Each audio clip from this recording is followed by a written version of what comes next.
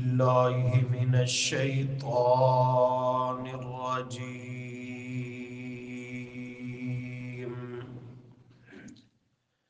بسم الله الرحمن الرحيم.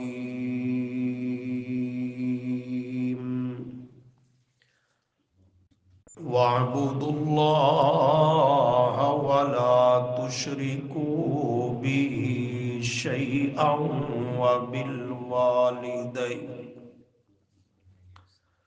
وبالوالدين إحسانا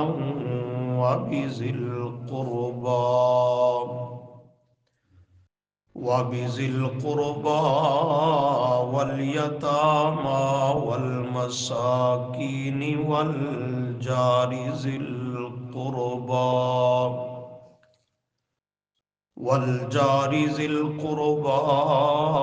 والجار الجنب والصاحب بالجنب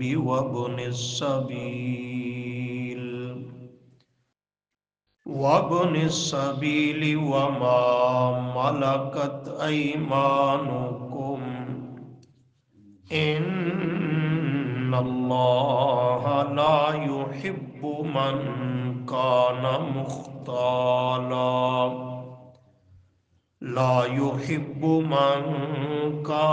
مختالا فخورا. صدق الله العظيم.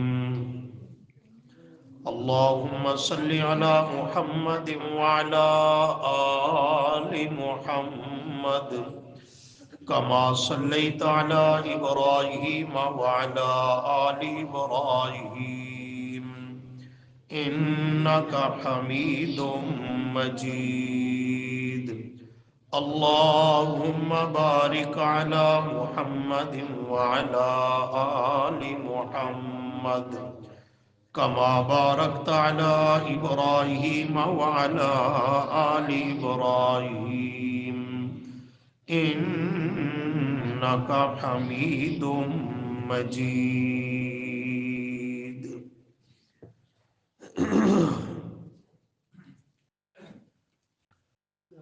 استغفر اللہ لا حول ولا قوة الا باللہ.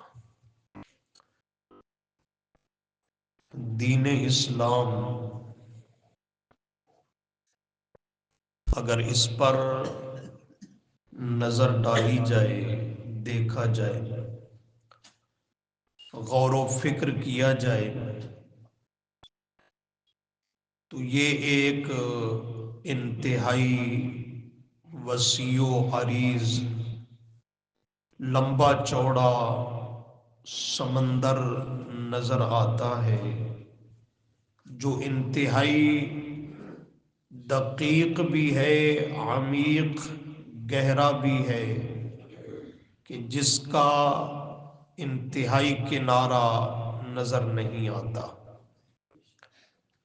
30 پاروں کا قرآن مقدس اور اتنا بڑا ہزاروں کی تعداد پر مشتمل ذخیرہ احادیث،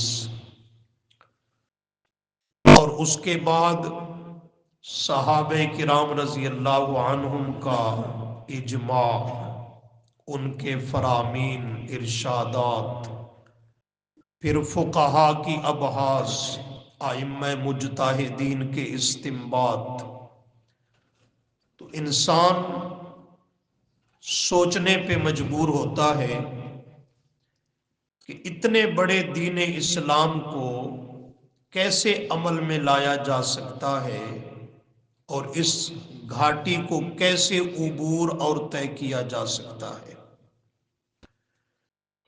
لیکن اگر اسے دوسری نظر سے دیکھا جائے تو اتنا جامع، اتنا مختصر کہ اسے ایک جملے میں ہی کوئی ادا کرنا چاہے تو بآسانی ادا کیا جا سکتا ہے. دین اسلام کی تعبیرات مختلف علماء نے ذکر کی ہیں. بعض نے اس کی تعبیر ذکر کی کہ دین اسلام فقط دو چیزوں کے نام سے عبارت ہے، دو چیزیں ہی دین اسلام میں ہیں ٹوٹل، ایک چیز کا نام علم ہے اور دوسری چیز کا نام عمل ہے۔ پورا دین اسلام کا خلاصہ دو ہی چیزیں ہیں، یا اس میں علم ہے یا اس میں عمل ہے۔ بعض نے اس کی تعبیر ایک ہی جملہ میں یہ ذکر کی کہ دین اسلام دو چیزوں سے عبارت ہے، کہ ایک اس میں ماننے کی چیزیں ہیں جسے عقائد اور ایمانیات کہا جاتا ہے، کہ ان کو صرف مان لینا ہے، تسلیم کر لینا ہے، دل سے تصدیق اور ان پہ یقین رکھ لینا ہے، وہاں کچھ کرنا لینا دینا نہیں ہے۔ اور دوسری چیز کا نام اعمال احکامات ہے، جو کرنے کے کام اور افعال ہیں۔ اور بعض نے اس کی تعبیر کو ذکر کیا کہ یہ دین اسلام دو چیزیں ہی نہیں، صرف ایک چیز کا نام ہے دین اسلام، اور وہ ہے حقوق۔ دین اسلام کس چیز کا نام ہے؟ حقوق کا، جس پوائنٹ پہ آج ہم مختصراً گفتگو کرنا چاہ رہے ہیں، اللہ توفیق عطا فرمائے۔ دین اسلام دو ہی نہیں، اس سے بھی کلوز کرو تو ایک ہی لفظ، ایک ہی جملہ، ایک ہی کلمہ بنتا ہے، اور وہ یہ ہے کہ دین اسلام سارے کا سارا، پورے قرآن مقدس کو دیکھو، 23 سالہ دور نبوت میں نبی کریم صلی اللہ علیہ وسلم کی وہ سیرت طیبہ اور سنت مطہرہ اور اسوہ حسنہ کو دیکھو، 1.25 لاکھ کم و بیش صحابہ کرام رضی اللہ عنہم، ان کی سیرت طیبہ کو پڑھو، فقہاء ائمہ مجتہدین کو دیکھو، ان سب چیزوں کے سمندر جو نظر آ رہا تھا، اس سے اگر کوزے میں نہیں ایک پیالے میں بند کرنا چاہو تو وہ صرف ایک ہی جملہ ہے کہ دین اسلام نام ہے حقوق کا۔ کس چیز کا نام ہے؟ حقوق، یہ ہاں پہ پیش پڑا کرو، حقوق نہ حقوق۔ آگے پھر اس کی تقسیم ہے کہ حقوق کس کے ہیں، اس جملے کو کھولنے کی ضرورت ہے،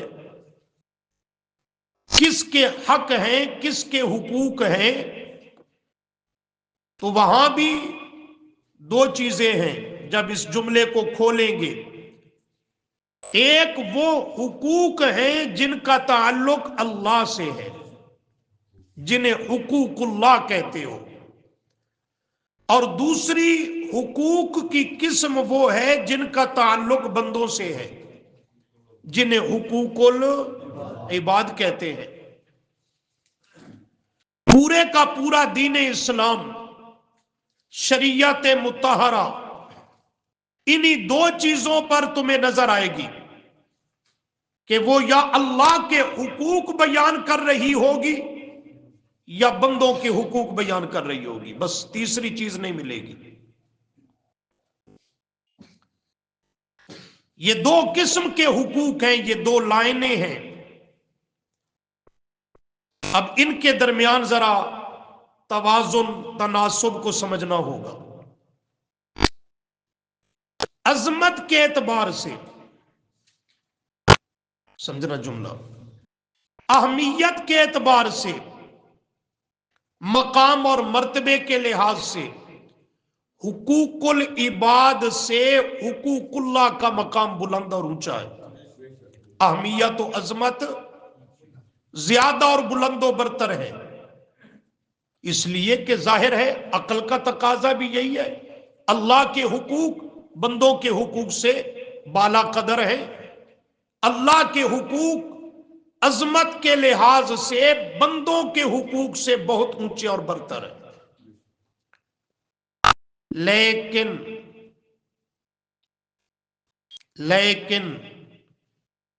ادائیگی کی اہمیت کے اعتبار سے، ادائیگی کی اہمیت کے اعتبار سے حقوق اللہ سے بھی حقوق العباد کی تاکید زیادہ ہے۔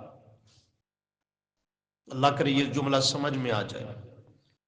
عظمت کی بات جب ہو، مقام و مرتبے کی بات ہو، تو حقوق اللہ کا مقام بہت اونچا ہے، بہت اونچا ہے۔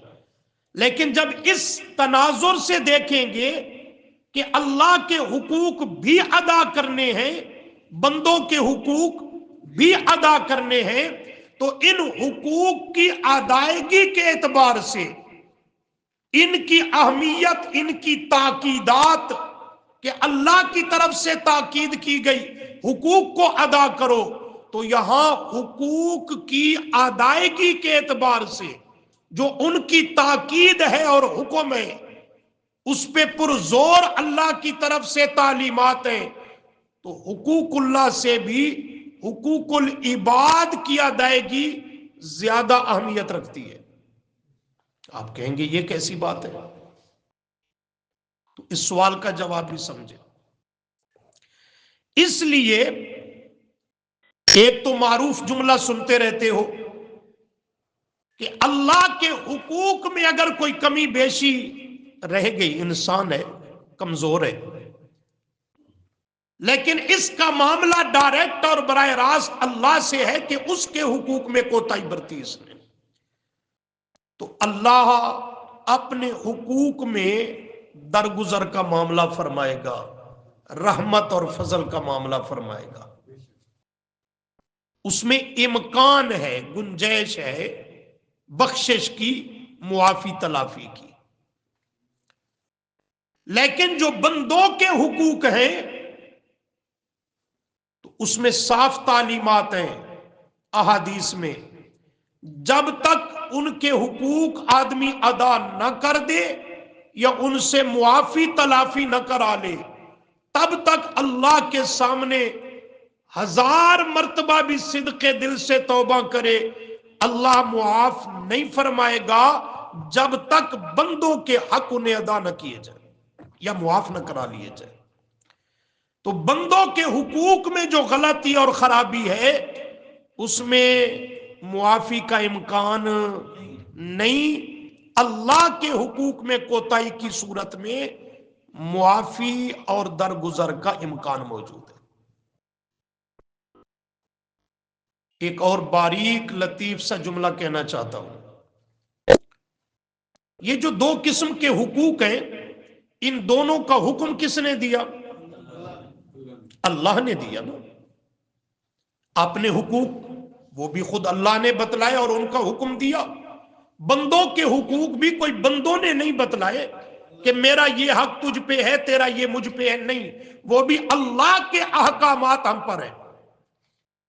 اب ایک وہ ہیں جو اللہ کے حقوق ہیں، ہم ان کو ادا کریں گے تو اللہ کا حکم پورا ہوا، لیکن جب بندوں کے حقوق ہم ادا کریں گے تو یہاں بندوں کا حق بھی ادا ہوگا، رب کا حکم بھی پورا ہوگا، یہاں دوہرا معاملہ ہے۔ سمجھ میں آتی ہے بات؟ اللہ کے حقوق کی ادائیگی میں اکیرا معاملہ ہے، بندوں کے حقوق کی ادائیگی میں دوہرا معاملہ ہے کہ بندوں کے حقوق ادا کر کے وہاں بھی ہم سرخرو ہو گئے، ان کے حقوق ادا کر دیے، اور ان کے حقوق ادا کرنے کا حکم چونکہ اللہ نے دیا تھا تو اللہ کے حکم پر، تعلیم پر بھی ہم عمل کر کے سرخرو ہو گئے۔ تو یہاں دوہرا معاملہ ہے، اور ادائیگی کی صورت میں اجر بھی دوہرا اور ڈبل ہوگا۔ قرآن کریم نے ان دونوں قسم کے حقوق کو بیان کیا، اللہ کے حقوق بھی، بندوں کے حقوق بھی۔ اور قرآن مقدس کی اللہ کا کلام ہے تو اس کا جامعیت کا انداز یہ ہے کہ اتنا جامع کلام ہے کہ اس کی بعض آیات ایسی ہیں کہ آیت ایک ہے، اس میں دونوں قسم کے حقوق کو رب نے بیان کر دیا. کیا سمجھے ہو کہ ایک ہی آیت میں اللہ نے پورے کا پورا دین اسلام کا خلاصہ بیان کر دیا کہ پورا دین اسلام تھا ان دو نقطوں اور بنیادوں کا نام، کہ اس میں حقوق ہی حقوق ہیں. کوئی پوچھے کس کے، تو پھر دو چیزیں سامنے آتی ہیں، اللہ کے حقوق ہیں اور اس کے بندوں کے حقوق ہیں. جب پورا دین اسلام ان دو نقطوں میں بند ہے تو قرآن مقدس کی بعض وہ جامع آیات جن میں اللہ نے ان دونوں قسم کے حقوق کا خلاصہ بیان کر کے گویا پورے کا پورا دین اسلام اور اس کا خلاصہ جامع انداز میں اللہ نے ایک ہی آیت میں بیان اور بند کر دیا ہے. ان بعض آیات میں سے ایک آیت کریمہ وہ بھی ہے جو ابھی ہم نے تلاوت کرنے کی سعادت حاصل کی اور آپ نے سننے کی سعادت حاصل کی. ذرا اس پہ غور کریں تو اس میں اللہ نے پورے کے پورے دین اسلام یا کہو دونوں قسم کے حقوق کو اجمالاً خلاصتاً ذکر اور بیان فرما دیا ہے. دیکھیے، وَاعْبُدُوا اللَّهَ وَلَا تُشْرِكُوا بِهِ شَيْئًا، اس میں کس کا بیان آئے گا؟ حقوق اللہ، حقوق اللہ. سبحان اللہ. حدیث پاک میں ہے نا کہ نبی کریم صلی اللہ علیہ وسلم سفر پہ ہیں اور خچر پہ سوار ہیں اپنی سواری پر. پیچھے ایک صحابی بیٹھا ہے، حضرت معاذ بن جبل ہے یا حضرت عبداللہ بن عباس ہے، ان دونوں میں سے رضی اللہ عنہما. تو نبی کریم صلی اللہ علیہ وسلم نے اس سے سوال کیا راستے میں چلتے ہوئے، فرمایا جانتے ہو اللہ کا حق اس کے بندوں پر کیا ہے اور بندوں کا حق جو اللہ نے ازروئے اپنے فضل و کرم کے اپنے ذمہ لے رکھا ہے وہ کیا ہے؟ ویسے تو اللہ پر ہمارا کوئی حق نہیں نا، اس کے حقوق ہیں ہم پہ، پر ہمارا کوئی اللہ کے ذمہ حق کو کچھ نہیں ہے. لیکن بعض امور، بعض چیزیں، بعض حقوق کہہ لو، وہ اللہ نے ازراہ تفضل، احسان، اپنے فضل و احسان اور اکرام سے اللہ نے اپنے ذمہ گویا لازم کر رکھے ہیں. گویا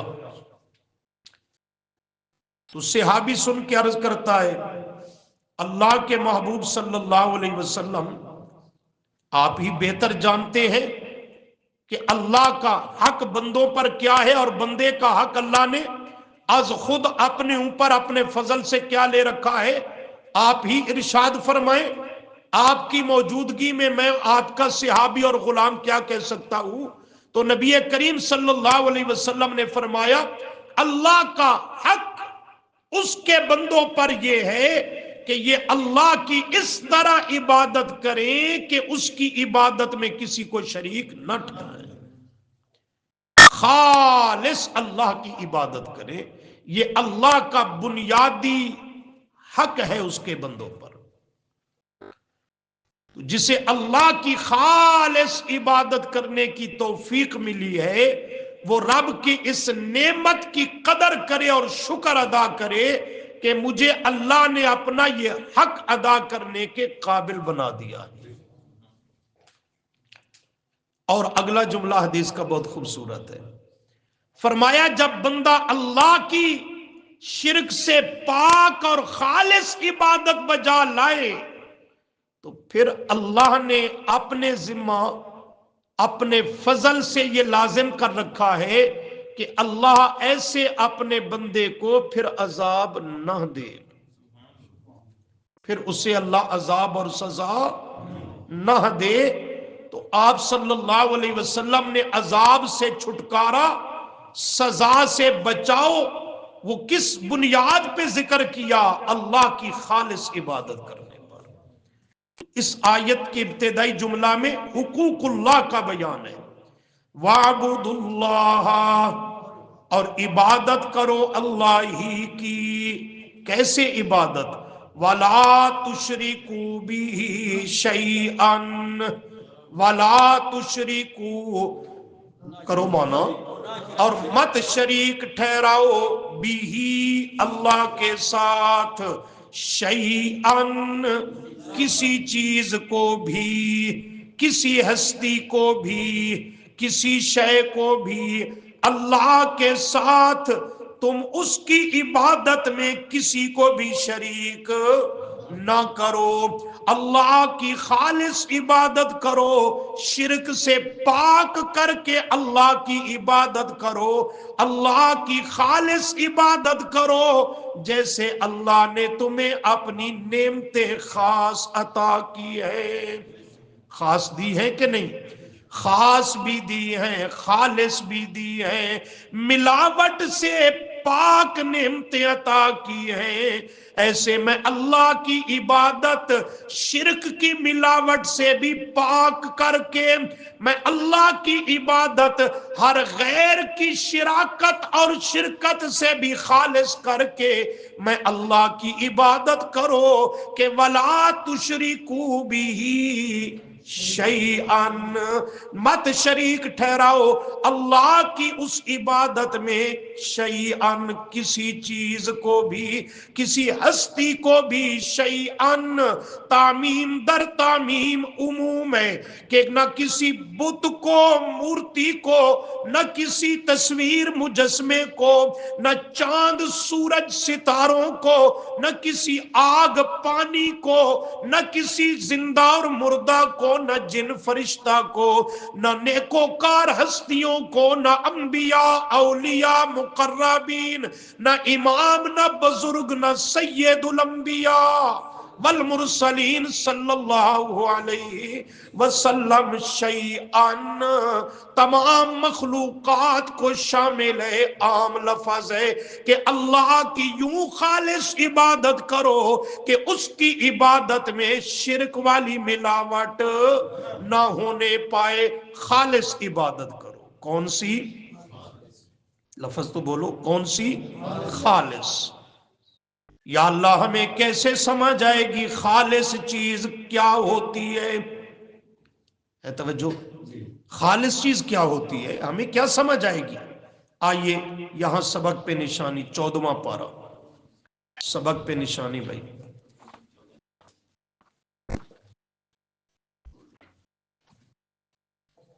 سمجھنا یہ ہے کہ خالص چیز کب اور کیسے ہوتی ہے۔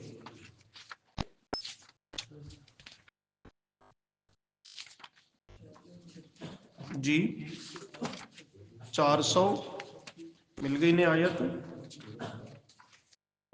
جزاک اللہ، صفحہ 436، 436 رکوع سے سورۃ النحل آیت نمبر 66، 65 کے بعد 66 مل گیا جی۔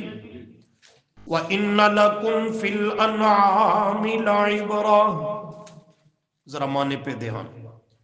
وَإِنَّ اور بے شک، لَكُمْ تمہارے لیے ہے، فِي الْأَنْعَامِ چوپایوں میں، تمہارے لیے ہے چوپایوں میں، یہ تمہارے لیے ہے، یہ کس کو کہا جا رہا ہے؟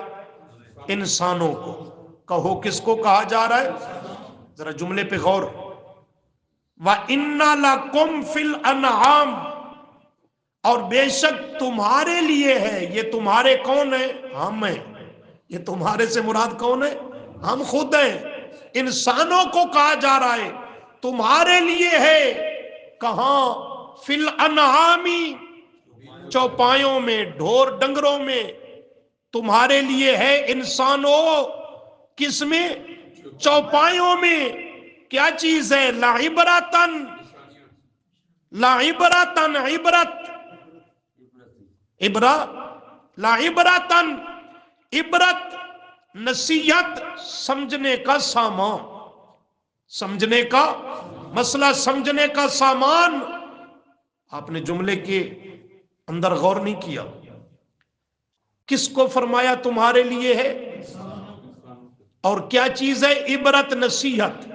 انسانوں تمہارے لیے عبرت اور نصیحت ہے. کہاں؟ فی الانعام. ہمیں سمجھانے کے لیے مثال اور نمونہ کس کو بنایا جا رہا ہے؟ چوپایوں کو. حالانکہ اشرف المخلوقات چوپائے تو نہیں، ہم انسان ہیں. اس سے کیا سمجھ آتی ہے کہ کبھی کبھی یہ انسان عجیب شے ہے نا، کبھی کبھی یہ انسان اللہ کی تابعداری اور فرما برداری میں، جملہ نوٹ کیجئے، کبھی کبھی یہ انسان اللہ کی طاعت و فرما برداری میں اس کے قرب کی، محبت کی یوں منزلیں چڑھتا اور ترقی کرتا ہے، طے کرتا ہے کہ اللہ کے عرش تھامنے والے فرشتے بھی اس کی عظمت کو دیکھ کر رشک کرنے لگتے ہیں. یہی انسان خاکی انسان ہوتا ہے، بنی بشر ہوتا ہے، اولاد آدم سے ہے. اللہ کی طاعت و فرما برداری میں اتنا اونچا نکل جاتا ہے کہ حاملین عرش ملائکہ بھی اس کی عظمت کو نہیں پہنچ سکتے. ایسے ہے کہ نہیں؟ اور کبھی یہی انسان ہوتا ہے، یہی یہ اللہ کی نافرمانی میں، بغاوت میں، معصیت میں، گناہوں میں اتنا گرتا چلا جاتا ہے، گرتا چلا جاتا ہے، گرتا چلا جاتا ہے. ذلت، پستی، اور کہاں تک نیچے چلا جاتا ہے کہ اس اشرف المخلوقات کہلوانے والے کو اللہ سمجھاتا ہے حیوانوں اور چوپایوں کی مثالیں دے دے کر. اسے یہ سبق دیتا ہے تو اتنا گر چکا ہے کہ اتنے حیوان اور چوپائے بھی نہیں گرے. مثالیں دیتا ہے کہ نہیں دیتا؟ وہ آخری پارہ میں پڑھو کبھی سورۃ العادیات کا ترجمہ، وہاں کیا ہے؟ وَالْعَادِيَاتِ ضَبْحًا فَالْمُورِيَاتِ قَدْحًا فَالْمُغِيرَاتِ صُبْحًا فَأَثَرْنَ بِهِ نَقْعًا فَوَسَطْنَ بِهِ جَمْعًا. یہ اللہ نے گھوڑوں کی قسمیں اٹھائیں بطور شہادت کے، گواہی کے، ان کی مختلف حالتوں کو ذکر اور بیان کیا، اور انسان کو یہ دعوت فکر دی. گھوڑے کو لے کر کے سوار ہو کر کے اس پہ چلا جاتا ہے، میدان کارزار اور جہاد قتال جنگ میں اترتا ہے. گھوڑا جس کا تجھے عارضی اور مجازی مالک بنایا، اسے گھاس چارہ خوراک ڈالتا ہے، وہ تیرا سامنے اتنا سر جھکا دیتا ہے، فرما بردار ہو جاتا ہے، سر نگوں ہو جاتا ہے. جس وقت اس کو پکڑ کے چل پڑے، اس پہ سوار ہو جائے، نہ گرمی کا وہ فکر کرتا ہے، نہ سردی کا، نہ رات کا، نہ دن کا، نہ اندھیرے، نہ اجالے. اپنی جان کو وہ کارزار میدان میں ڈال دیتا ہے، لیکن تیرے سامنے نافرمانی کرتا ہے. آگے کیا جملہ دیا؟ ان الانسان لربہ لکنود. گھوڑے کا تو خالق نہیں، حقیقی مالک بھی نہیں، اس کی موت و حیات تیرے اختیار اور ہاتھ میں بھی نہیں، اس کے دکھ، بیماری، صحت تیرے اختیار میں بھی نہیں، اس کی قسمت مقدر بھی تیرے اختیار میں نہیں، کچھ بھی نہیں. اور تو انسان ہے، میں اللہ تیرا تو خالق بھی ہوں، مالک بھی ہوں، رازق بھی ہوں، نافع و ضار بھی ہوں، تیری موت و حیات کا مالک و مختار بھی ہوں. اس کے باوجود اپنی حالت پہ غور کر. ان الانسان لربہ، یہ اپنے رب کا انسان کتنا بڑا لکنود، نا شکرہ اور نا قدرہ ثابت ہوا. تو وہاں اس انسان کو سمجھایا کس کی مثال دے کر؟ گھوڑے کی مثال، حیوان کی مثال دے کر. یہاں سمجھایا جا رہا ہے وَإِنَّ لَكُمْ، اور بے شک تمہارے لیے انسانوں، فِي الْأَنْعَامِ، بیچ چوپایوں کے، لَعِبْرَةً، سمجھنے کا سامان ہے، نصیحت ہے، عبرت ہے. کیسے؟ فرمایا دیکھو، غور کرو.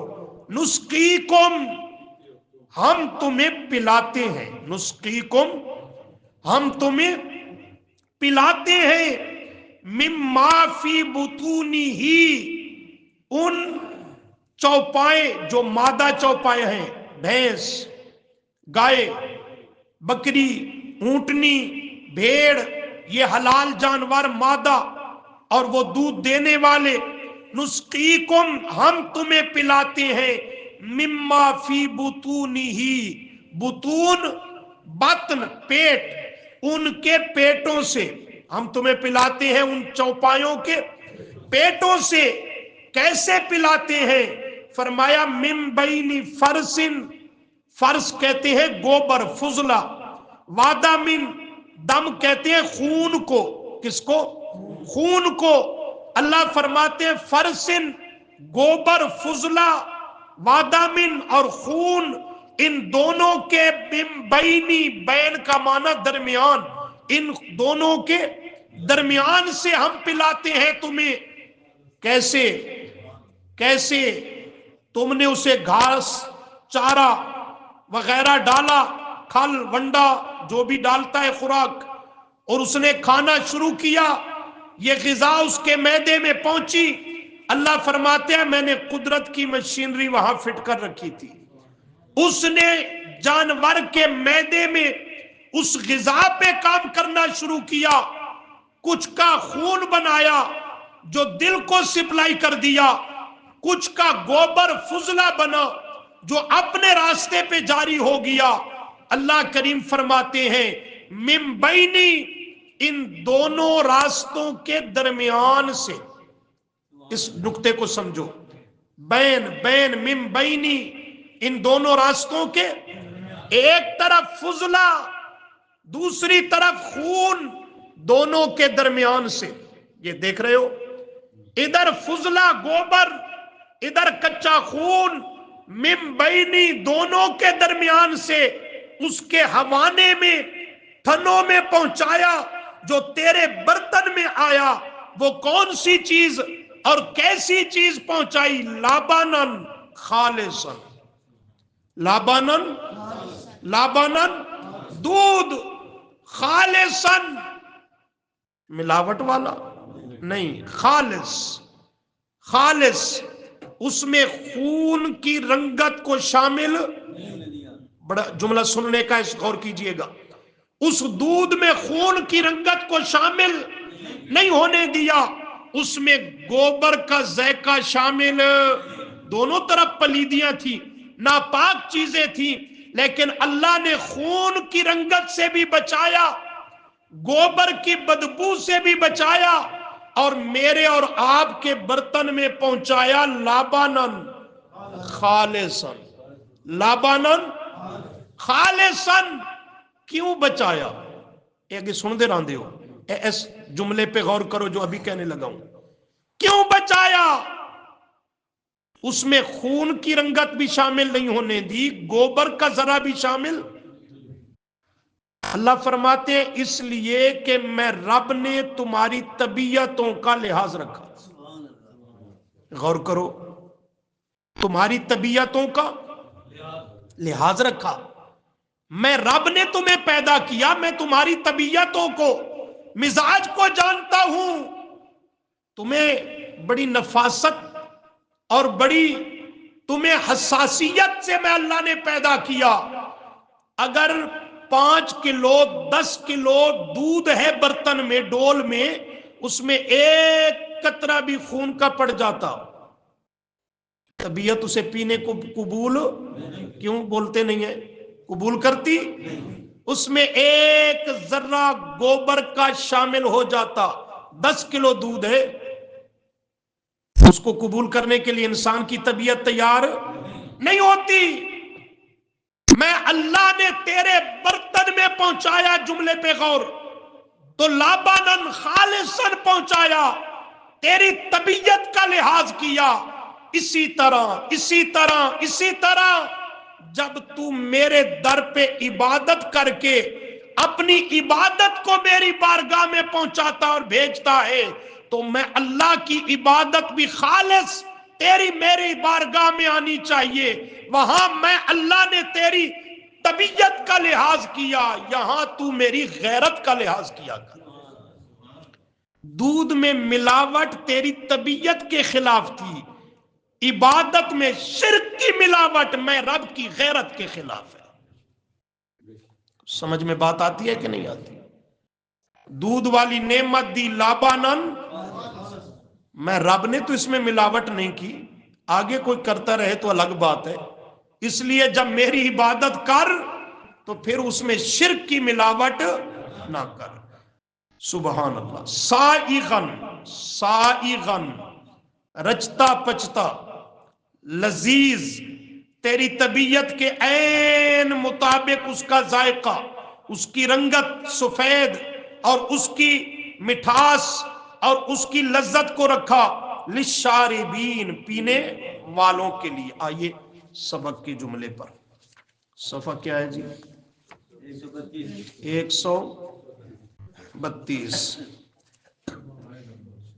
جی۔ وَاعْبُدُوا اللَّهَ وَلَا تُشْرِكُوا بِهِ شَيْئًا، اور عبادت کرو اللہ کریم کی اس حال میں کہ مت شریک ٹھہراؤ اس کی عبادت کے ساتھ شیئن۔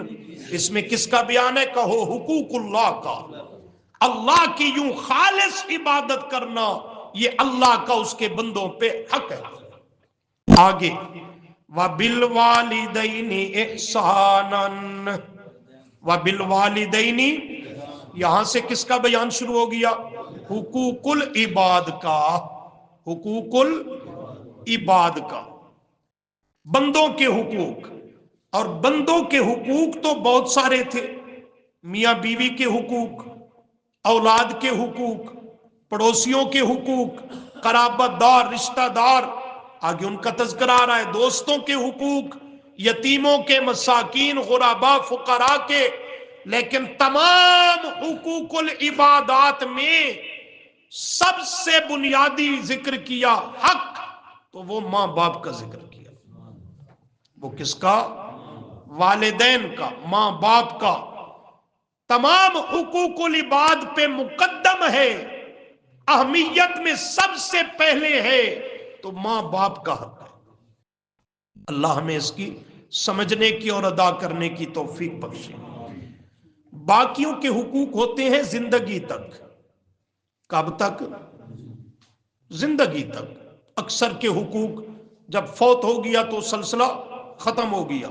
والدین وہ عظیم اور مقدس رشتہ ہے کہ فوت بھی ہو جائیں، رخصت ہو گئے، ہم سے جدا ہو گئے، لیکن ان کے حقوق ختم نہیں ہوتے۔ 5 حقوق ہیں جو پھر بھی باقی رہتے ہیں۔ کتنے؟ اور ان 5 حقوق کو حدیث میں بیان کیا، آئیں گے انشاءاللہ۔ ان کے حقوق پھر بھی باقی ہیں، فوت ہو گئے، چلے گئے، عرصہ گزر گیا، لیکن حقوق ختم نہیں ہوئے۔ تو اس لیے سب سے مقدم ذکر کیا وَبِالْوَالِدَيْنِ، اور ساتھ والدین کے احساناً، احساناً کیا کرو؟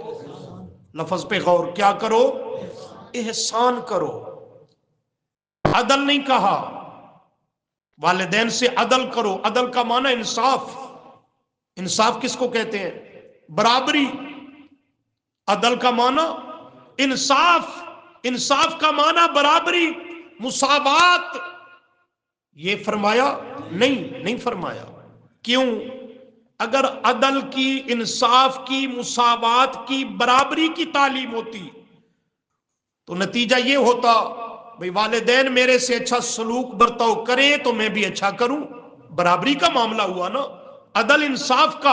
اور اگر وہ میرے سے اچھا سلوک نہ کریں تو پھر مجھ پہ بھی لازم نہیں کہ میں ان سے اچھا سلوک کروں، برابری پھر یہی ہوتی۔ وہ میرے حقوق ادا کرے تو تب میں بھی ان کے حقوق ادا کروں، اور اگر وہ میرے حقوق ادا نہ کرے تو پھر مجھے بھی کوئی ٹینشن لینے کی ضرورت نہیں۔ یہ پھر برابری ہوتی، عدل ہوتا، مساوات۔ فرمایا نہیں، عدل نہیں، انصاف اور برابری نہیں، فرمایا وَبِالْوَالِدَيْنِ احسانا، احسانا۔ سبحان اللہ۔ احسان کا لفظ بہت وسیع المعنی ہے۔ ایک تو اس میں احسان کا مفہوم یہ ہے کہ تو نے احسان کرنا ہے، عدل کو ملحوظ خاطر نہیں رکھنا۔ احسان کا مطلب یہ ہے کہ وہ تیرے سے اچھا سلوک کرے یا نہ کرے، تو نے پھر بھی ان سے اچھا سلوک کرنا ہے۔ وہ تیرے حقوق ادا کرے یا نہیں، تو نے پھر بھی ان کے حقوق ادا کرنے ہیں، پھر بھی کرنے ہیں۔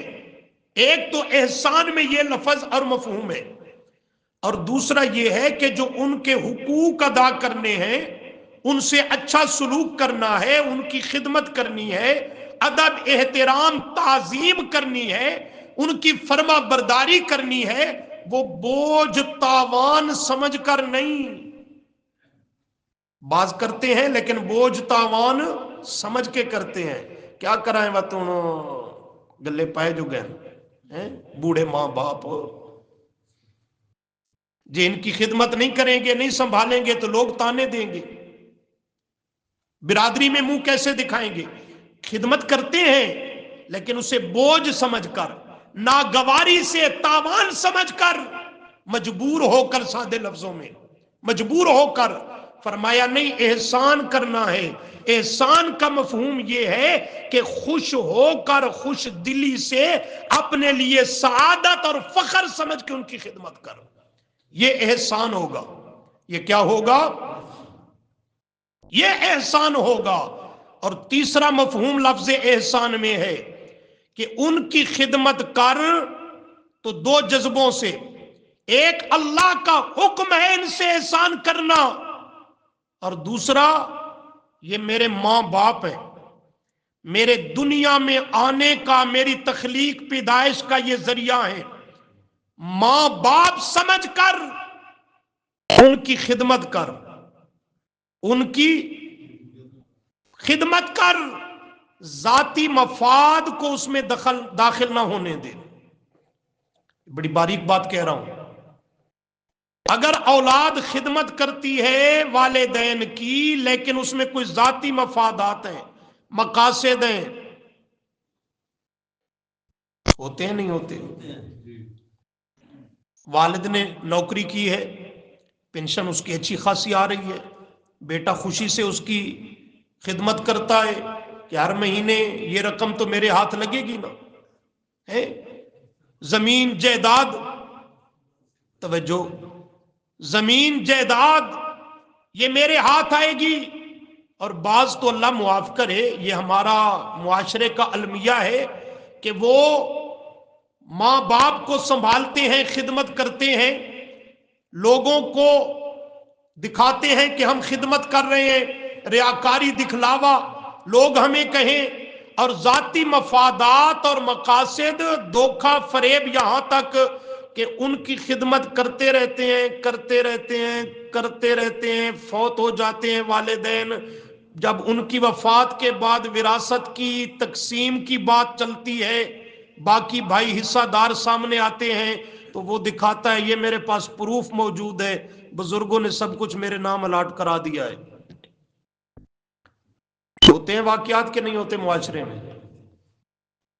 والدین اخیر عمر میں ہوتے ہیں، بڑھاپے میں ہوتے ہیں، ان کا وہ ذہن عقل بچوں کی طرح ہوتا ہے، تو یہ اس خدمت خوشامد میں چاپلوس اور اچھا بن کر کے ان سے سب کچھ اپنے نام کرا لیا۔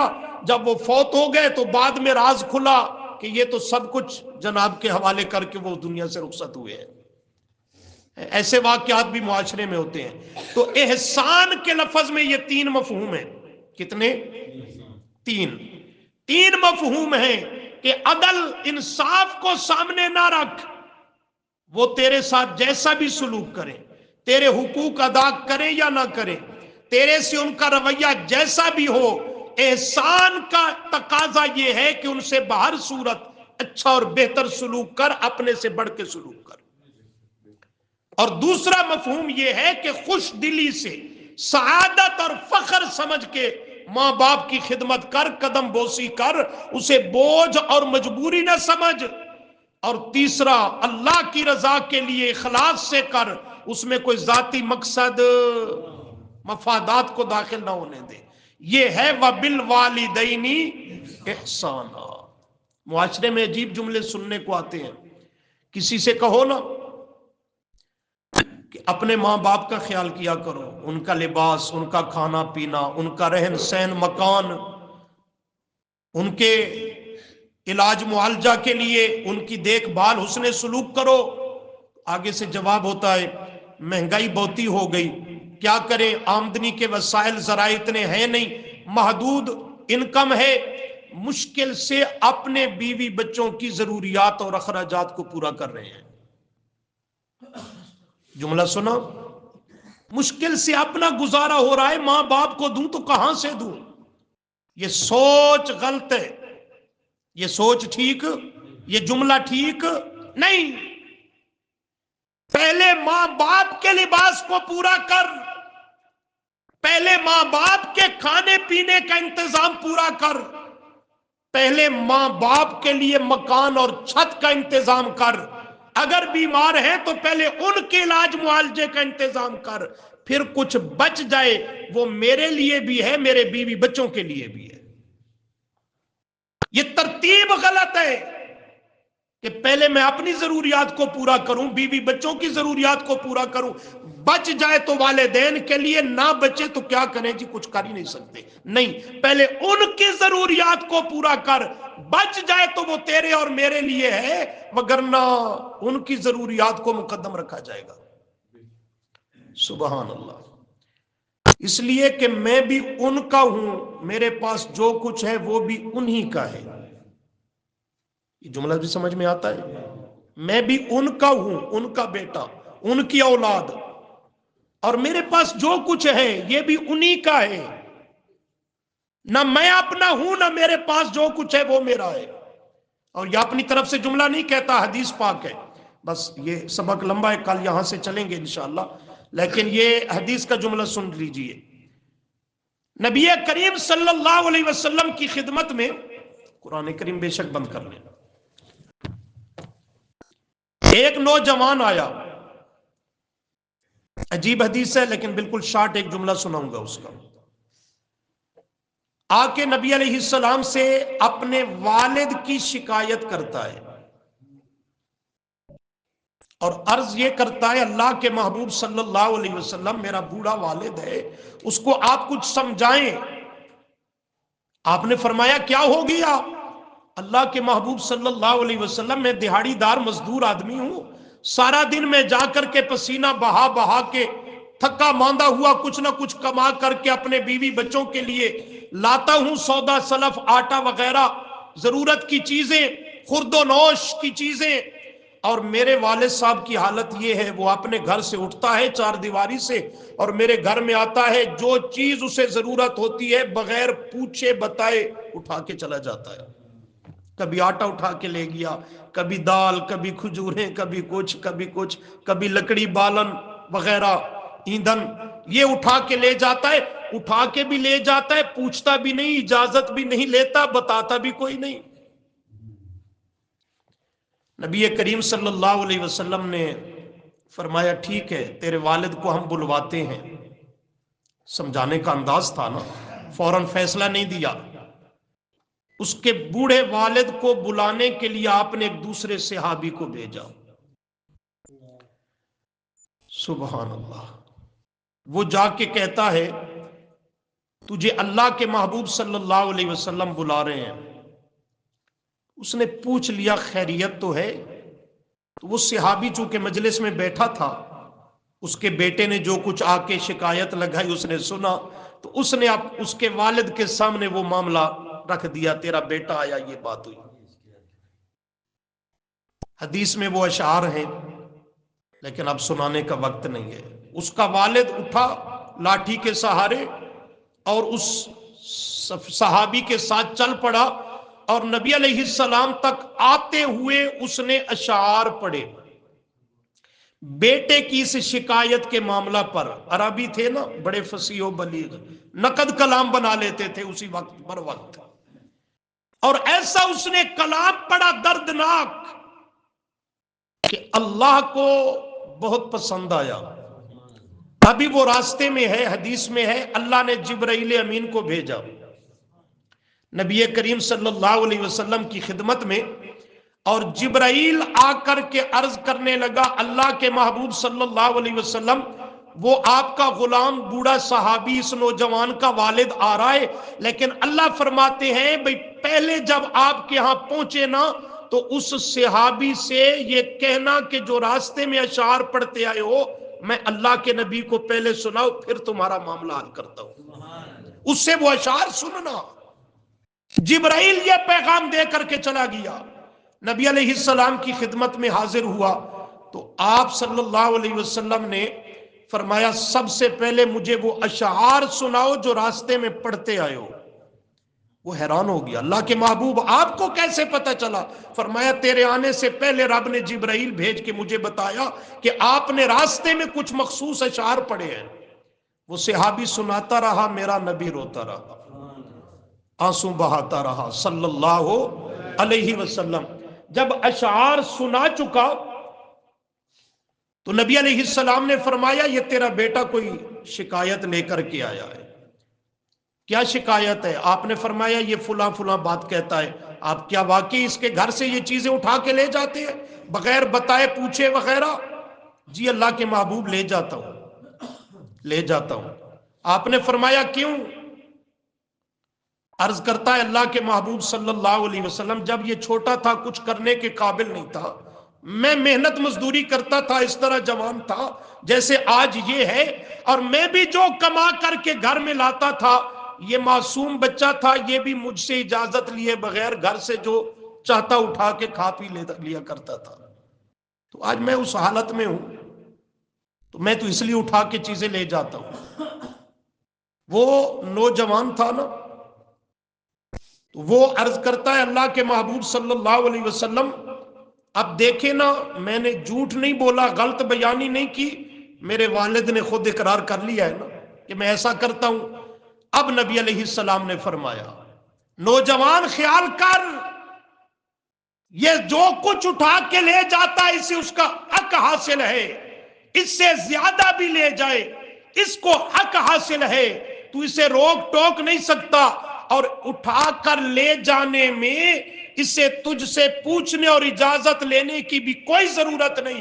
کیوں کوئی ضرورت نہیں؟ آپ نے ایک ہی جملے میں سارا جواب بند کر کے فرمایا انتا و مالو کا لی ابی کا۔ حد ہی مکا دیتی ہے نا، حد ہی مکا دیتی ہے۔